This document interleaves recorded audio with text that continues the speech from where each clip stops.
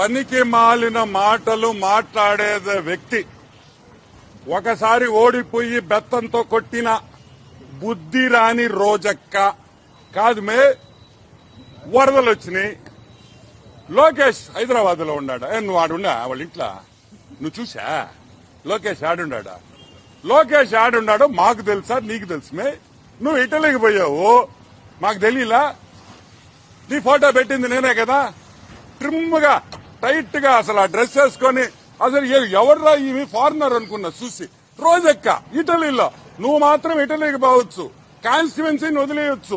కాన్స్టిట్యువెన్సీలో అడుగులో పెట్టే మీ కార్యకర్తలకు ఏమైతుంది ఏమన్నా పట్టించుకున్నామే? నువ్వు మళ్ళీ మమ్మల్ని ప్రశ్నించడం.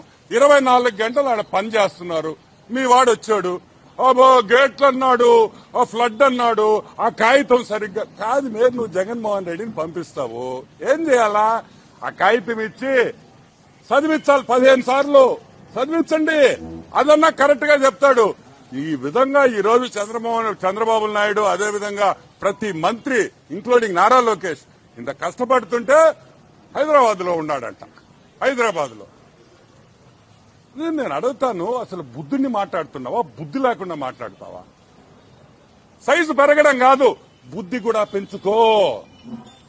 నువ్వు మర్యాదగా మాట్లాడితే మేము మర్యాదగా మాట్లాడతాం. మొన్న చెప్పా నేను, తిరుమలలో వద్దు అన్నా, చెప్పానా లేదా? మళ్ళీ తిరుమల దగ్గరికి వచ్చి ఆమెకి మళ్ళీ సరే నీకు దర్శనం ఇచ్చారు, ఇక్కడ మా వాళ్ళని కూడా నేను విమర్శించాలి కదా. ఆమెకేందా ప్రోటోకాల్ దర్శనం ఇచ్చేదా? ఆమెకు మళ్ళీ ఒక షాల్వా, పెద్ద షాల్వా, డబుల్ షాల్వా కావాలి. ఆమెకు సింగిల్ షాల్వా జరగదు, డబుల్ షాల్వా కప్పి పంపిస్తారు. ఏంది ఇది? కరెక్ట్ కాదని కూడా నేను మనవి చేస్తున్నా. అసలు తిరుమల నువ్వు దర్శనం తీసుకున్నావు, నువ్వు ఒక ఎక్స్ మినిస్ట్రీ, వాళ్ళు ఏదో నీకు దర్శనం ఇచ్చావు, నువ్వు బయటకు వచ్చి నువ్వేం మాట్లాడతావు? అసలు దేవుడు అంటే నీకు భక్తి ఉందా? నువ్వు అమ్ముకున్న టికెట్లు, నువ్వు సంపాదించుకున్న డబ్బు ఇంకా మా వాళ్ళు తీలేకున్నారు. తొందరలో అన్ని తీస్తాం. నువ్వు ఎంతెంత సంపాదించావు తిరుమలలో, నువ్వు ఎన్నెన్ని లెటర్లు ఇచ్చావు అన్ని తీస్తాం. నేను అనేది నువ్వు సహకరించబాకు, పని చేసేవాడిని విమర్శించబాకు. తప్పులే. నిన్నెవరు రమ్మన్లా, నువ్వు విజయవాడకి నిన్నెవడు ఆడ పిలవరు. నువ్వు ఆ మునిగా అట్లీస్ట్ నువ్వన్నా ఉంటే ఆ నీళ్లు మళ్ళీ పైకి వెళ్ళిపోతాయి, 2వ ఫ్లోర్ కూడా మునిగిపోద్ది. సో వద్దు. నేను చెప్పేది ఏంటంటే నువ్వు విమర్శించు, తప్పు చేస్తే విమర్శించు, ఆ విమర్శను స్వీకరిస్తాం. మేము మాలో పొరపాటు ఉంటే మార్చుకుంటాం, మేము తప్పు చేస్తే సరిదిద్దుకుంటాం. ఏదో విమర్శించాలి, ఏదో కెమెరాల్లో పడాలి అనేది కరెక్ట్ కాదు.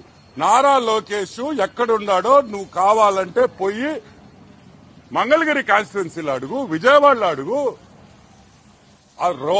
పొగులు రాత్రులు పనిచేస్తా ఉంటే కనిపించడం లేదని నువ్వు అంటావు. పద్ధతి మార్చుకో. ఒకసారి ప్రజలు బుద్ధి చెప్పారు, అప్పుడు ఓడిపోయావు, నడి మధ్యలో గెలిచావు, మళ్లీ ఓడిపోయి ఈసారి ఈపు బాదేరు. అయినా కూడా బుద్ధి రాదు మేనిక. ఏమైంది మేమిక? మీ మారరా మీరు?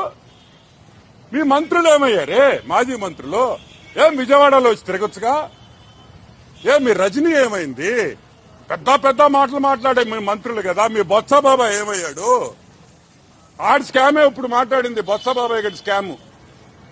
ఆయనే మంత్రి, ఇప్పుడు హైకోర్టుకు పోతుండేది కూడా ఆయన కూడా ఒక ముద్దాయి. దాంట్లో స్కామ్ లో చూపించే ఇంట్రెస్ట్ ప్రజల కష్టాల్లో ఉన్నప్పుడు కూడా చూపించండి.